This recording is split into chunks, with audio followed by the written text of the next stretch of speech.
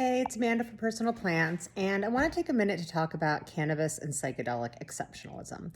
So, what do I mean when I say that? Well, the idea is that there are some folks out there who believe that their drug of choice, which may be cannabis or psychedelics, should be legal and that people that use these substances should not be prosecuted, but they don't support decriminalization of all drugs. Basically, they think their drug of choice is safe and good, and other people's drug of choice is bad and dangerous.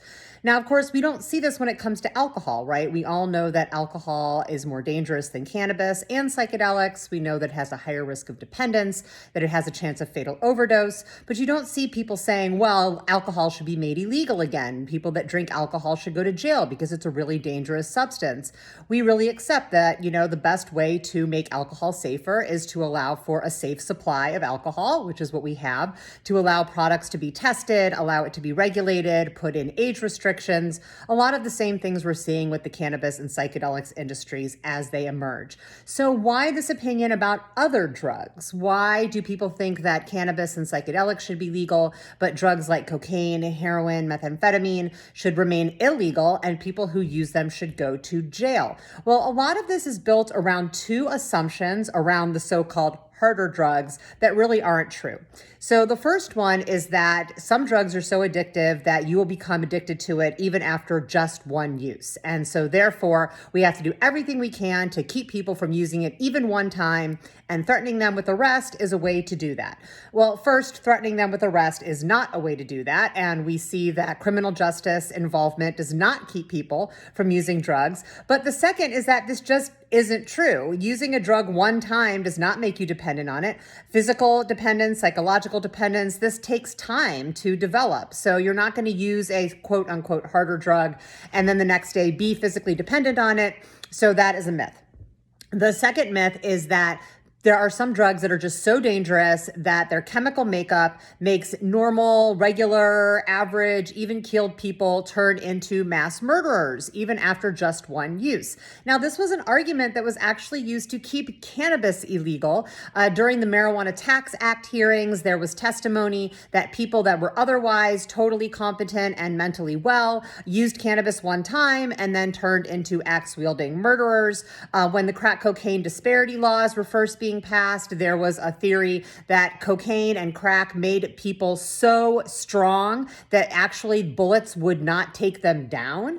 And so it's really this fear, this idea that you could think you know someone, you could trust someone, you could feel safe with someone, but if they use certain drugs, all of a sudden you can't trust that anymore. And so we really just need to keep people from using these drugs.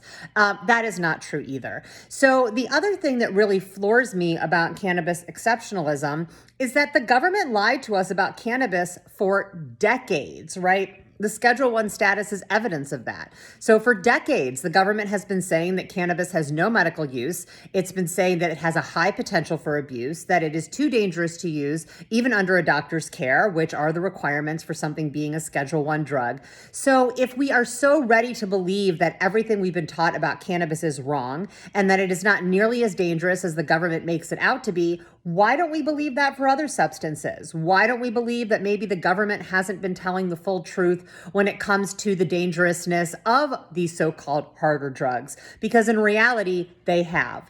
Remember that drug control was never about controlling drugs. It was always about controlling people. And the reality is that if you believe that people have the right to put anything into their bodies that they wish, as long as they don't harm other people or infringe on the rights of others, you should believe that absolutely. Not just for cannabis, not just for psychedelics, but for any mind-altering substance, including alcohol, including caffeine, and including other drugs that are currently illegal. The reality is that most people who use drugs, even the hard drugs, use them non-problematically. They don't become addicted. They may use them occasionally. Their use may stop and go during their lifespan.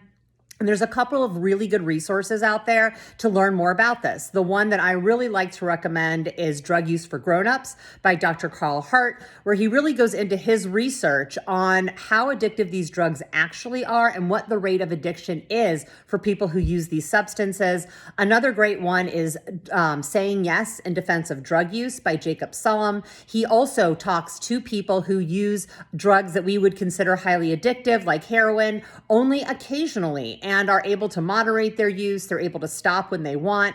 Now, look, I'm not downplaying the severity of addiction, and people that develop physical or psychological dependence on substances, including alcohol, including cannabis, including cocaine, including methamphetamine, can have a really tough road ahead. We don't do a good job of helping these folks. We don't do a good job of having compassion for these folks. And so I don't want to downplay the very real risks. The question is, what is the best way to address these risks and to help reduce the likelihood of dependence, the likelihood of overdose, and it is not criminalization. So if you're someone who feels that you should be out there, really advocating for the legalization of cannabis and for psychedelics and to make sure that people that consume these substances do not end up in the criminal justice system, you should be doing the same for all intoxicating substances.